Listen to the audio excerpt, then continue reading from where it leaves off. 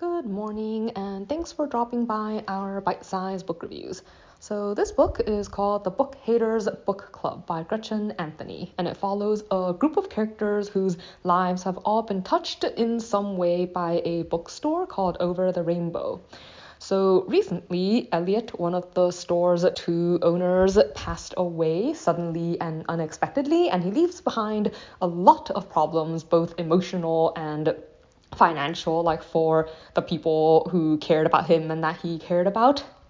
So when his business partner Irma announces to his partner Tom and her two daughters that she's planning to sell the bookstore, they're all extremely dismayed. Like, Bree is upset because she always thought that she would run the store after her mother. Like, she's been working there all her life and she doesn't want to lose this place that she's kind of come to consider her home. Lainey is dismayed mostly because, like, on her sister's behalf. Like, she has a really complex relationship with the bookstore herself, since it always took so much of her mother's time when she was younger.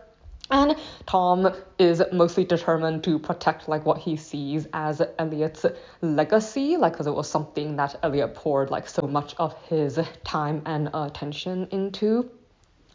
So, the three of them decide to work together in order to try to prevent this sale from happening. But in the process of this, they end up uncovering a lot of secrets that Elliot had, and it leads to all of them having to take a closer look at the things they thought they knew and, like, the relationships they have with each other and just with people in general, and of course with Elliot himself.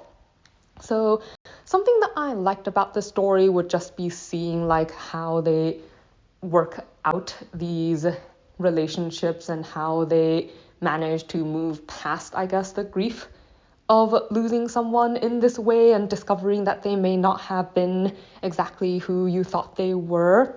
Like, the book does have a pretty big focus on a lot of different types of relationships. Like, you have Lainey and the husband that she's not entirely sure she really wants anymore, the tension between the daughters and their mother, like Tom's regrets regarding his relationship with Elliot, tensions between Tom and Irma that pretty much have stemmed from their relations with Elliot over the course of many, many years. Like, the book does a pretty good job at following each of these characters through these trying experiences, I guess, and I do enjoy seeing how everything is resolved.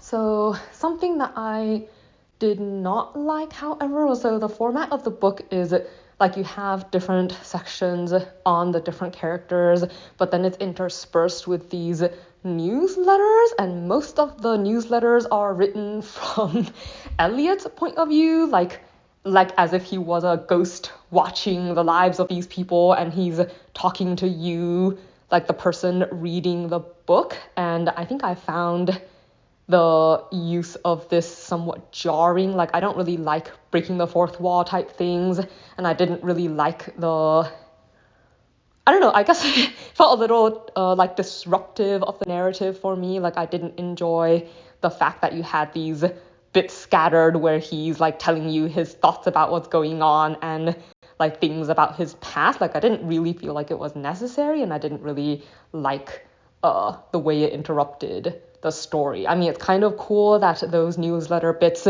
introduce books, and I guess judging from the author's notes at the end, you find that the books she recommends, I guess, were recommendations that she gathered from different people. Like, probably not necessarily stuff I would read, but still kind of interesting to see what other people like.